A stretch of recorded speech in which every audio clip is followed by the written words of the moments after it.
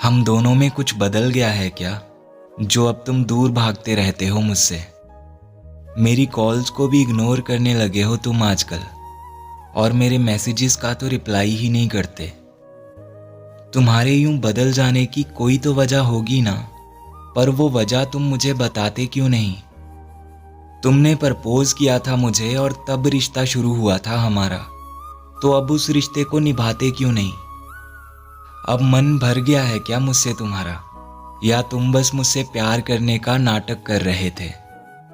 मेरी बातों से अब इरिटेट होने लगे हो ना तुम, तो इतने वक्त से मुझे क्यों झेल रहे थे। मेरा प्यार बोझ बन गया है ना अब तुम पर, तो तुम इस रिश्ते को यहीं पे क्यों नहीं रोक देते। ना अपने पास रहने देते हो तुम मुझे, और खुद से दूर भी नहीं जाने देते। मेरे मैसेजेस को तुम बस सीन करके ही क्यों छोड़ देते हो। क्यों ऑनलाइन होकर भी अब मुझसे झूठ बोल देते हो। ना जाने कितने बहाने बनाते हो तुम मुझसे दूर जाने के।